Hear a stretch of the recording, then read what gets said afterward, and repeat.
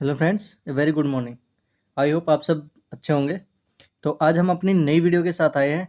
इसमें हम एलआईसी के जीवन लक्ष्य प्लान जो टेबल नंबर 933 है उस प्लान को डिस्कस करेंगे। ठीक है, हमने एलआईसी के अभी पहले भी जो 25 ईयर्स वाला मनी बैक प्लान था वो भी अभी डिस्कस किया है।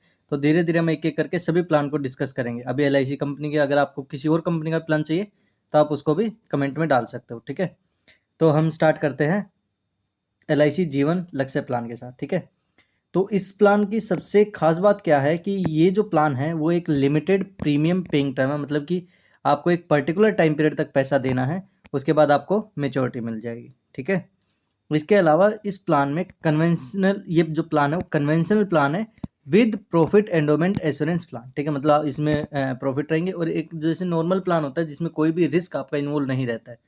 मतलब ना इसमें कोई शेयर मार्केट का लेना देना, ना ही आपका पैसा कहीं पे ऐसी जगह पे इन्वेस्ट होगा जहाँ पे रिस्क हो। ठीक है, तो एक कंप्लीटली एक सेफ प्लान है। इसमें आपका जो पैसा, आपका जो रिटर्न है वो लगभग गारंटेड है। ठीक है, लगभग गारंटेड कहने का मतलब ये है कि थोड़ा बहुत ऊपर नीचे होता है, वैसे ये गारंटेड प्लान है। वो भी जब ये बोनस चेंज होते हैं थोड़ा सा, हर साल कंपनी रिवाइज करती है, तो उस केस में आपका प्रॉफिट थोड़ा सा इधर उधर हो सकता है, नहीं तो ये लगभग एक गारंटेड प्लान के तरीके से काम करता है।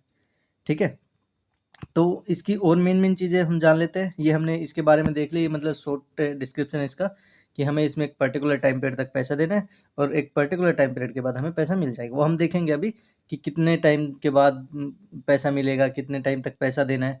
ठीक है, तो उससे पहले हम बात कर लेते हैं एक बार इसमें एंट्री एज की। ठीक है, क्योंकि कोई भी प्लान लेने से पहले हमें ये देखना पड़ता है कि हम उस प्लान को अपनी फैमिली मेम्बर में किसके नाम पे चला सकते हैं, फिर किसके लिए वो प्लान बेटर रहेगा। ठीक है, तो मेनली जो ये प्लान है वो हमारा आता है 18 साल से लेके 50 साल के लोगों के लिए। ठीक है, मतलब कि आपकी मिनिमम एज 18 कंप्लीट कर लियो आपने और 50 ईयर्स आपकी मैक्सिमम एज हो। ठीक है, अब इसके बाद फिर वही है कि जैसे जैसे हम इसकी मैक्सिमम मेच्योरिटी एज की बात करेंगे तो वो आपका जैसे ये वाला है, इस एज के अंदर आप प्लस कर देंगे तो ऐसे हमारी 65 ईयर्स यहाँ पे लगभग मैक्सिमम एज रहेगी। ठीक है, कि अगर कोई 50 साल का बंदा है तो उसको हम ज़्यादा टाइम का प्लान नहीं दे सकते, उसको सिर्फ 15 साल वाला अभी हम देखेंगे आगे, हम पूरा डिस्कस करेंगे। ठीक है, तो यहाँ पे हम बात करी हमने एंट्री एज की। ठीक है, तो एंट्री एज हमारी यहाँ पे 18 साल से लेके 50 साल तक की रहेगी। ठीक है, इसको 18 से लेके 50 तक का कोई भी बंदा ले सकता है।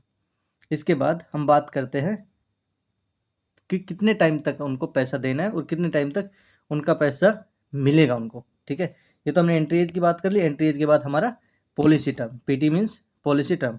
अब जो ये पॉलिसी टर्म है वो हमारी 13 साल से लेके 25 साल तक रहेगी। ठीक है, अभी आप इसको थोड़ा सा ध्यान से समझना कि 13 साल से लेके 25 साल तक हमारी पॉलिसी चल रही है। हमने एंट्री एज जो मिनिमम मानी थी वो 18 साल मानी थी। मतलब कहने का क्या है कि 18 साल वाला बंदा हमारा 25 साल वाला प्लान ले सकता है। ठीक है, और वो 13 साल वाला प्लान भी ले सकता है। लेकिन जो 50 ईयर्स वाला जो बंदा है ना वो हमारा 25 ईयर वाला प्लान नहीं ले सकता। ठीक है, उसका मेन रीज़न क्या है कि जो यहाँ पे मैक्सिमम मेच्योरिटी एज है ना, वो मैक्सिमम मेच्योरिटी एज 65 ईयर्स है। ठीक है, इसमें क्या होगा कि अगर वो 50 साल का प्लान लेता है और 25 साल के लिए या 20 साल के लिए लेता है तो उसको जो मिनिमम जो मतलब मैक्सिमम मेच्योरिटी एज है वो उससे बाहर हो जाता है, मतलब 70 साल या 75 साल उसकी एज हो जाएगी। तो उस लिए उसमें हम 20 साल वाली और 25 साल वाली पॉलिसी हम उसको नहीं दे सकते। इसलिए जो ये आप यहाँ पे टेबल में देखेंगे ये दोनों ही कॉलम ब्लैंक है। ठीक है, तो हम उसको 20 साल वाला और 25 साल वाला प्लान नहीं दे सकते। ठीक है, इसके बाद हम बात करते हैं पॉलिसी प्रीमियम पेइंग टर्म की। ठीक है, पॉलिसी टर्म हमने देख लिया 13 से लेके 25 तक। अच्छा, ये 13 से 25 का मतलब ये है कि जो ये प्लान है ना वो हम 13, 14, 15, 16, 17, 18, 25 साल तक ऐसे ही किसी भी टाइम पीरियड तक का ले सकते हैं। ठीक है, वो हम अपने फाइनेंशियल जो भी हम अपना टारगेट रखेंगे उसके अकॉर्डिंग हम उसको सेट कर सकते हैं। ठीक है, अगर मान लो हमें 21 साल बाद पैसा चाहिए तो हम 21 साल में 21 साल वाली पॉलिसी लेंगे। हाँ, ये है कि आपको पॉलिसी स्टार्ट करने से पहले इस चीज़ को डिसाइड करना होगा कि आपको पैसा कितने टाइम तक इन्वेस्ट करना है। ठीक है, अब बात करते हैं कि आप पैसा कब तक देंगे। आप जितने भी साल का आप अपनी पॉलिसी चलाना चाहते हो उसमें से आप 3 माइनस कर दीजिए। ठीक है, मतलब आपने अगर मान लो 20 साल में चाहते हो आप कि आपको 20 साल बाद पैसा मिले तो आपको 17 साल तक पैसा देना, 3 साल तक आपका पैसा लॉक रहेगा। ठीक है, उसके बाद आपको 20वें साल आपको आपका पैसा मिल जाएगा। ठीक है, अब मान लीजिए कि आपका आप कोई लड़का है, ठीक है, या फिर बेटी है, वो 20 ईयर्स की है। ठीक है, अभी 20 ईयर्स की है, आपने उसके नाम पे पॉलिसी स्टार्ट की है। ठीक है, और आपने उसको 15 साल के लिए रखा है। ठीक है, तो 15 साल के लिए जब आप रखते हैं तो उसमें आपको 12 साल तक पेमेंट करनी है। 3 साल आपको वेट करना है और फिर 15वें साल में उसको आपको जो भी मैच्योरिटी है सर्वाइवल बेनिफिट वाली वो आपको मिल जाएंगे। ठीक है, 15 साल कंप्लीट होते ही। ठीक है ना। तो ये आपका पीपीटी हो गया, ये हो गया पॉलिसी टर्म। इसके बाद हम बात करते हैं इसके बेनिफिट की। ठीक है, कि बेनिफिट इसमें कैसे कैसे बेनिफिट इन्वॉल्व रहेंगे। ठीक है, मेनली जैसा नॉर्मल जितने भी इंश्योरेंस कंपनी के प्लान होते हैं, जो भी ट्रेडिशनल प्लान होते हैं, उनमें जो जो बेनिफिट होते हैं वो सब हैं इसमें। ठीक है, जैसे कि सबसे पहला सर्वाइवल। ठीक है, अगर मान लो पॉलिसी होल्डर सर्वाइव करता है तो सर्वाइव करने में मतलब पूरा जितना भी उसने पॉलिसी लिया है, अगर उसने 25 साल तक की पॉलिसी ली है और 25वें साल में पॉलिसी होल्डर को जो मेच्योरिटी मिलेगी वो मेच्योरिटी उसका सर्वाइवल बेनिफिट होता है। ठीक है, सर्वाइवल बेनिफिट बोल लो या मेच्योरिटी बोल लो, दोनों एक ही चीज़ है। ठीक है, इसके अंदर उसका क्या क्या इंक्लूड रहेगा। सबसे पहली चीज़ तो रहेगी उसका बेसिक सम एश्योर्ड। ठीक है, बेसिक सम एश्योर्ड आप लोगों को पता है कि जैसे ही पहला प्रीमियम डलता है या फिर आप ब्रोचर भी देखते हो या फिर आप इलस्ट्रेशन जब मंगाते हो अपने एजेंट से देखते हो तो उसमें एक सम एश्योर्ड मिलता है। ठीक है, तो आपका वो सम एश्योर्ड रहेगा। ठीक है, प्लस बोनस रहेगा। ठीक है, अब ये बोनस कितना होगा वो हम आगे इस वीडियो में तो कवर नहीं हो पाएगा क्योंकि ये वीडियो ज़्यादा लंबी हो जाएगी। तो इसके लिए बोनस के लिए इन चीज़ों को पूरे बेनिफिट को अच्छे से समझाने के लिए हम अगले वाली वीडियो में विद एग्जांपल करेंगे। ठीक है, इस वीडियो में हम बेसिक बेसिक डिटेल और अगली वीडियो में हम पूरा का पूरा इसके बारे में इलेबरेट करेंगे। ठीक है, कि कितना पैसा देंगे तो कितना मिलेगा, प्लस फाइनल एडिशनल बोनस। ठीक है, ये आपके यहाँ पे इंक्लूड रहेंगे। ठीक है ना, बेसिक सम एश्योर्ड, बोनस और फाइनल एडिशनल बोनस। ठीक है, अच्छा इन दोनों चीज़ों में डिफरेंस बता देता हूँ। जो ये बोनस रहेगा ना आपका, ये बोनस रहता है, इस बोनस को बोला जाता है आरबीआई रिविजनरी बोनस। ठीक है, ये ऐसा बोनस होता है जैसे आप पॉलिसी स्टार्ट करते हो तो ये आपकी पॉलिसी में ऐड होना शुरू हो जाता है। ठीक है, आप जितने भी साल की पॉलिसी लेते हो ये उतने साल तक आपका पॉलिसी के अंदर ऐड हो जाता है। ये आपको मिलेगा नहीं, लास्ट में मिलेगा। ठीक है, जब आपकी पॉलिसी मेच्योर हो जाएगी ना उस टाइम पे आपको लास्ट वाले ईयर में मिलेगा, बाकी आपकी पॉलिसी में ऐड होता हुआ चला जाएगा। ठीक है, इसके बाद जो फाइनल एडिशनल बोनस है ये आपकी पॉलिसी में सिर्फ एक बार ऐड होगा और ये भी लास्ट में, जब आपकी पॉलिसी मेच्योर हो जाएगी तो उस टाइम पे आपके जो अमाउंट थी उसमें कितना प्रॉफिट हुआ है उसके अकॉर्डिंग ये डिसाइड होता है। वैसे ऐसी बात नहीं है कि मतलब जो नुकसान है या फिर जो प्रॉफिट है उसके अकॉर्डिंग डिसाइड होता है। ये पहले से ही कंपनी एक अंदाजा लगा के अपना इस चीज़ को डिसाइड करके चलती है। ठीक है, तो बोनस हो गया और फाइनल एडिशनल बोनस हो गया। ठीक है ना, अब इन दोनों में डिफरेंस आपको थोड़ा सा आगे समझ में आएगा कि ये ऐसा क्यों है कि फाइनल एडिशनल बोनस एक बार दिया जाता है, फिर बोनस आपका हर साल, और फिर हर साल जब बोनस को ऐड ही करना है तो इससे अच्छा वो लास्ट में ही एक बार इकट्ठा करके दे दे इन दोनों को मिक्स करके। लेकिन ये है कि कई चीज़ों में इसकी थोड़ी फैसिलिटी मिलती है। ठीक है, इन केस जैसे मान लो कि अगर कोई एक्सपायर हो जाता है, ठीक है, भगवान ना करे किसी पॉलिसी होल्डर के साथ मिसहैपनिंग होती है, तो उस केस में क्या होता है कि उस केस में उसका जो सम एश्योर्ड ओन डेथ है, ठीक है, ये थोड़ा सा डिफरेंस मिलता है। ये लगभग लगभग 1.1 टाइम्स रहता है इसका। अगर ये 1 लाख है तो ये 1,10,000 के आसपास आपका सम एश्योर्ड ऑन डेथ रहता है। ठीक है, तो आपका ये प्लस बोनस। ठीक है, अब देखिए मैंने बताया था कि ये हर साल ऐड होता है आपका रिविजन बोनस। अब हुआ क्या कि मान लो पॉलिसी होल्डर ने यहाँ से आपकी पॉलिसी स्टार्ट की और 7th ईयर में उसके साथ मिसहैपनिंग हो गई, जिसके नाम पे पॉलिसी थी उसके साथ मिसहैपनिंग हो गई है और वो अब इस दुनिया में नहीं रहा। तो उस केस में क्या होगा कि उस केस में यहाँ तक मतलब 6 साल तक जो भी आपका रिविजन बोनस ऐड हुआ है वो सारा का सारा आपको सम एश्योर्ड ऑन डेथ के साथ मिलेगा। ठीक है, तो इसमें ये बोनस जो है वो हर साल ऐड हो रहा था, उसका यहाँ पे बेनिफिट होता है कि अगर हम इकट्ठा उसको लास्ट में देते तो यहाँ पे डेथ केस में वो वाला पैसा नहीं मिल पाता। लेकिन इसमें क्या होता है कि जो भी बोनस है वो आपका जितना भी ऐड हुआ है वो आपका इस केस में मिल जाएगा। ठीक है, इसके बाद हम राइडर की बात करें तो मेन यहाँ पे 2 राइडर अवेलेबल है। एक टर्म राइडर, टर्म राइडर में वही है कि हम थोड़ा सा एक्स्ट्रा अमाउंट देंगे। हाँ, राइडर का मतलब ये होता है कि थोड़ा सा एक्स्ट्रा अमाउंट देके हम कुछ एडिशनल फैसिलिटी अपने प्लान के साथ ले सकते हैं। ठीक है, टर्म राइडर में क्या है कि इसी प्लान के साथ हम सेम जितना भी हमारे सम एश्योर्ड था इतने का ही हम एक टर्म प्लान के टाइप से ले सकते हैं कि अगर उस केस में अगर मान लो मिसहैपनिंग होती है तो एक 200-300 रुपये ज़्यादा पे करने होते हैं और उस केस में जितना आपका डेथ बेनिफिट था उससे मतलब उतना ही पैसा और मिल जाएगा। ठीक है ना, अगर मान लो ये आपका 1 लाख था तो प्लस 1 लाख आपका इसका मिल जाएगा, टोटल आपके 2 लाख हो जाएंगे। ठीक है ना, तो ये टर्म राइटर वाले का बेनिफिट है। दूसरा डेथ एक्सीडेंटल बेनिफिट राइटर। ठीक है, इस केस में क्या होता है कि अगर मान लो एक्सीडेंटल जो रहता है उसमें मतलब एक्सीडेंट के थ्रू अगर मान लो मिसहैपनिंग होती है तो वहाँ पे कुछ फैसिलिटी यहाँ पे अवेलेबल रहती है। ठीक है, इसमें भी आपको थोड़ा सा एक्स्ट्रा अमाउंट पे करना पड़ेगा। ठीक है, इसके बाद हम बात करते हैं सरेंडर बेनिफिट की। ठीक है, हमने ये तीनों बेनिफिट देख लिए। सरेंडर बेनिफिट क्या होता है, मान लीजिए आपके और कंपनी के बीच में कॉन्ट्रैक्ट होता है जिसमें हम बॉन्ड पेपर के ऊपर वो कॉन्ट्रैक्ट लिख के दिया जाता है आपको। ठीक है, कि आप कंपनी में इतने साल तक पैसा दो, कंपनी आपको इतने साल बाद ये पैसा आपको रिटर्न कर देगी। तो एक तरीके का कॉन्ट्रैक्ट है, एक बॉन्ड है, ठीक है। लेकिन अब क्या हुआ कि मान लीजिए पॉलिसी होल्डर इस बॉन्ड पे, अब उसको ये बॉन्ड अच्छा नहीं लग रहा, वो अपना पैसा वापस चाहता है, ठीक है। मान लो उसने 7 साल तक पॉलिसी चलाई, 8 साल तक, 10 साल तक, जब तक चलाई उसने चलाई, उसके बाद उसको रिटर्न कुछ अच्छा दिख नहीं रहा है। अब वो अपने इस कॉन्ट्रैक्ट को बंद करना चाहता है, इस बॉन्ड पेपर को ख़त्म करना चाहता है, ठीक है। तो उस केस में जो बेनिफिट दिया जाता है वो होता है सरेंडर बेनिफिट, ठीक है। मतलब कि पॉलिसी होल्डर अपनी पॉलिसी को सरेंडर कर रहा है। अब वो कह रहा है कि जितना भी मेरा आज तक का हिसाब है वो मेरा दे दो, मुझे आगे पॉलिसी नहीं चलानी है। तो ये सरेंडर बेनिफिट है, ये आपके जो बॉन्ड पेपर है उसमें लिखा रहता है कि आप इतने साल बाद अगर आप सरेंडर करते हैं पॉलिसी को, तो आपको आपके टोटल पेड प्रीमियम का इतने % प्लस जो भी आपका थोड़ा बहुत बोनस बनता है वो आपको दे दिया जाएगा, ठीक है। तो ये आपका सरेंडर बेनिफिट में रहेगा। ऑब्वियसली अगर आप कॉन्ट्रैक्ट को बीच में तोड़ते हो तो उसमें थोड़ा बहुत आपको लॉस देखने को मिलेगा, क्योंकि वही है कि जो कॉन्ट्रैक्ट आपने साइन किया है आप उससे मतलब उसके साथ कंटिन्यू नहीं कर रहे हो, ठीक है ना। तो इसमें थोड़ा बहुत लॉस आपको देखने को मिलेगा। इसके बाद जो आता है लोन बेनिफिट। लोन बेनिफिट आपको पता है कि जितना भी आपने प्रीमियम दिया है उसका 80% तक, ठीक है। 80% ये मैक्सिमम लिमिट है। इसको मतलब ये ना समझे कि अगर 1 लाख आपने टोटल पेमेंट अभी तक कंपनी में दी है तो आप 80,000 लोन ले सकते हो, 80,000 तक लोन ले सकते हो, ठीक है। मैक्सिमम ये इतना रहेगा। तो उसमें क्या होता है कि उसमें आपको कम इंटरेस्ट पे आपको लोन मिल जाता है और आपकी पॉलिसी कंटिन्यू रहती है, ठीक है। आप इस लोन को पे बैक कर सकते हो, ठीक है। इसके बाद जो टैक्स बेनिफिट है, टैक्स बेनिफिट वही जो एटीसी और 1010D के अकॉर्डिंग है, ठीक है। ये आपका अभी 31 मार्च 2023 तक तो रहेगा, ठीक है। और उसके बाद जो हमारी नई टैक्स पॉलिसी आई है, जो इनकम टैक्स जो अभी बजट आया है, उसके अंदर क्या है कि उसके अंदर ये वाली जो चीज़ें हैं, इसमें से कौन सी वाली, एटीसी वाली। एटीसी वाली में हम क्या मिलता था कि 1.5 लाख तक की टैक्स सेविंग हो सकती थी। तो जिनका फाइनेंशियल ईयर 2022-23 है वो तो इस चीज़ का बेनिफिट ले पाएंगे एटीसी का, अगर उनको उसमें 2022-23 वाले सेशन में अगर अपना इनकम टैक्स सेव करना है तो उसमें उनको ये 1.5 लाख तक का बेनिफिट अभी मिलेगा। लेकिन 2023 के बाद, क्योंकि 2023-24 में सरकार ने 8 लाख कर दिया है और उसमें इन्होंने एटीसी वाले बेनिफिट को हटा दिया है। मतलब आप पॉलिसी लो या ना लो, आपको इनकम टैक्स के अंदर रिबेट नहीं मिलेगी, ठीक है ना। तो ये आपका क्लियरली मेंशन है वहाँ पे। तो आपको एटीसी वाला बेनिफिट अब बंद हो जाएगा, लेकिन 1010D वाला बेनिफिट आपको मिलता रहेगा, ठीक है।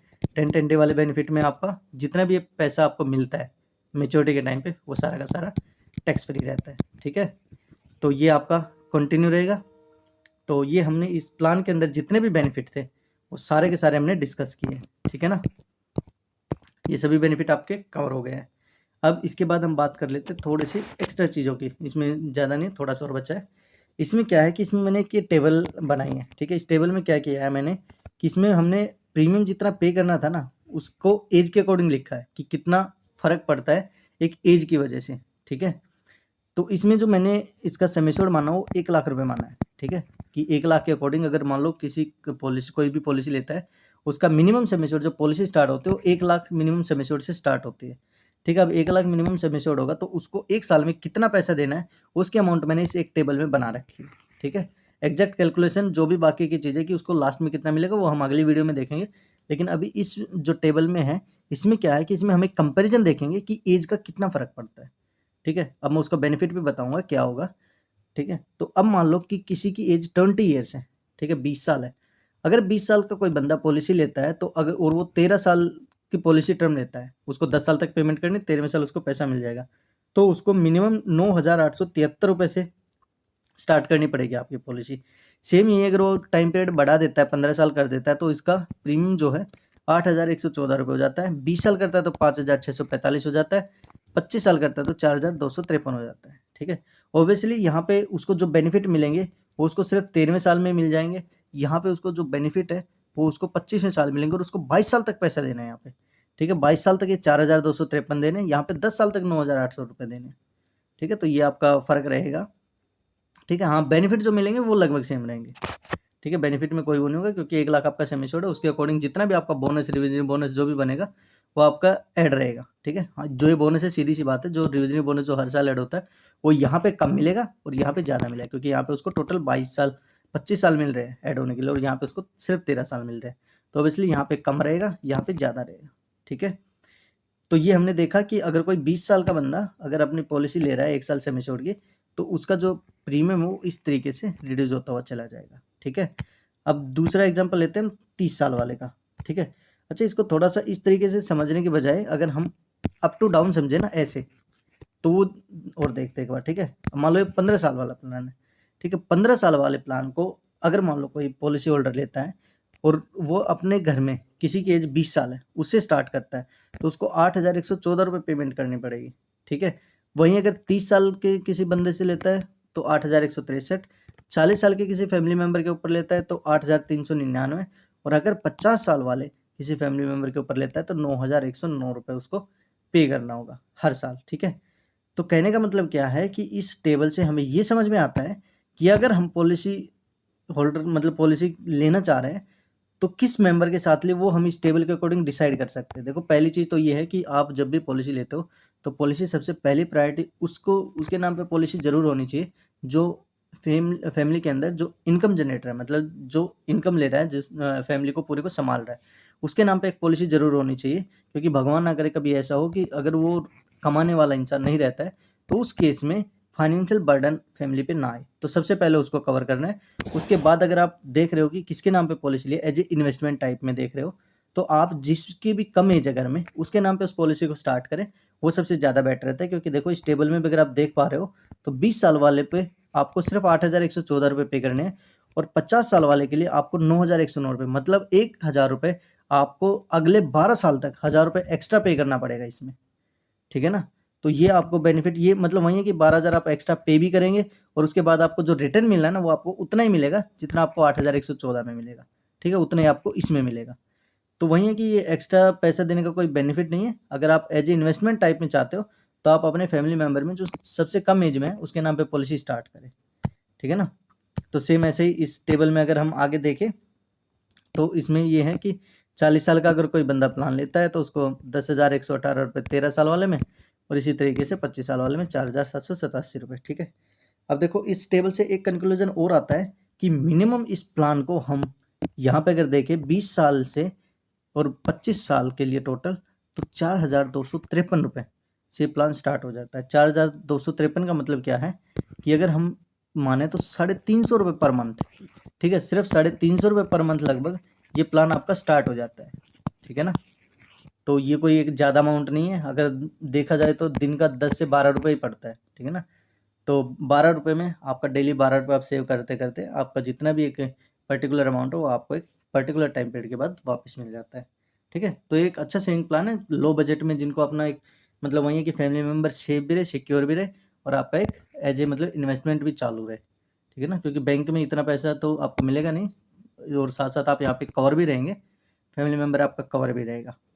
ठीक है, तो ये वाली टेबल आई होप आपको क्लियर हो गई होगी। ठीक है, अब इसके बाद हम बात करते हैं रिबेट की। ठीक है, रिबेट मतलब कि अगर हम ज़्यादा चीज़ें कुछ दे, ज़्यादा पैसा डालें, ठीक है, ज़्यादा वो करें अलग से, तो उसमें कोई बेनिफिट मिलेगा क्या हमें? कहने का मतलब क्या है कि अगर मान लो कोई बंदा मंथली पेमेंट कर रहा है, ठीक है, पॉलिसी स्टार्ट की उसने मंथली पेमेंट कर रहा है, या फिर एक बंदा क्वार्टरली पेमेंट कर रहा है, ठीक है, या फिर एक बंदा हाफ ईयरली पेमेंट कर रहा है और एक ईयरली पेमेंट कर रहा है। ठीक है, तो उनको क्या बेनिफिट मिलेंगे? क्योंकि सीधी सी बात है, अगर कोई बेनिफिट नहीं दे रहे एक्स्ट्रा तो कोई भी एक बार में पेमेंट क्यों करेगा, सब अपना मंथली पेमेंट करेंगे। तो इसमें क्या होता है कि कंपनी थोड़ा सा रिबेट प्रोवाइड करते हैं कि अगर आप पूरे साल का पैसा एक बार में दे दोगे तो आपको 2% पैसा कम देना पड़ेगा, मतलब 100 रुपये के ऊपर 2 रुपये कम देने पड़ेंगे। मतलब अगर आपको 1,000 रुपये पे करने हैं तो आपको 20 रुपये कम पे करने पड़ेंगे। सपोज करते हैं यही है 10,000 रुपये का अगर मान लो आपका प्लान है एक साल का, अगर आप उसको 12 महीनों में तोड़ तोड़ के जितना भी पेमेंट करेंगे 10,000 की, अगर आप एक बार में ही पेमेंट करते हैं तो आपको 10,000 की जगह आपको 9,800 रुपये पे करने होंगे। ठीक है ना, तो ये आपका जब आप एक मतलब इकट्ठे पैसे देते हो तब उसमें रिबेट मिलती है आपको। ठीक है ना, तो ये आपको 2% ईयरली वाले में मिलेगी और 1% आपको हाफ ईयरली वाले में मिलेंगी।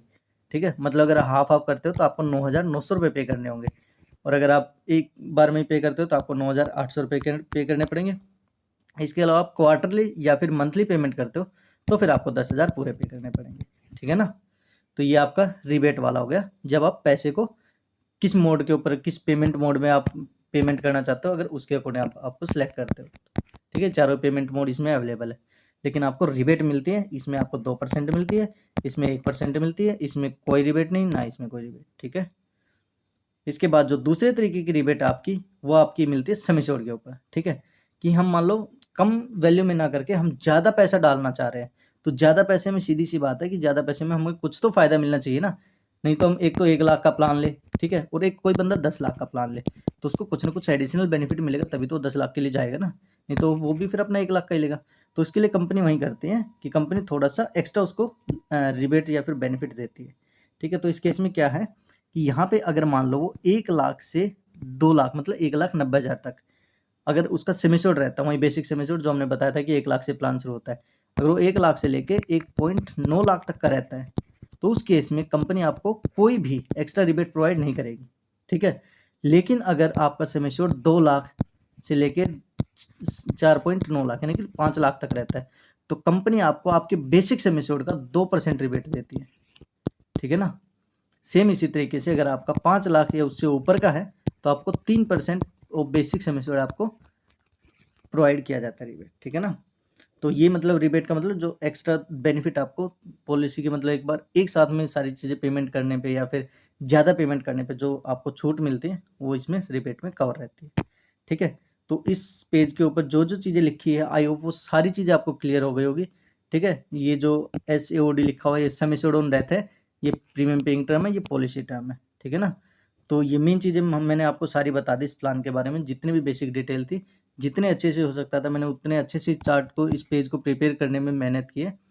तो एक बार इस वीडियो को अगर अच्छी लगी हो तो लाइक कर देना, और जो दूसरे हम वीडियो लेके आएंगे ना, इसी प्लान की हम सेकंड वीडियो डालेंगे, ताकि आपको जो ये हमने वैल्यू रखी है ना, जो ये बेनिफिट बता रखे हैं, ये भी वहाँ पे विद एग्जाम्पल क्लियर हो जाएंगे। ठीक है, तो ये एक बेसिक डिटेल के लिए वीडियो बना दिए, एग्जाम्पल के लिए वो वाली वीडियो रहेगी।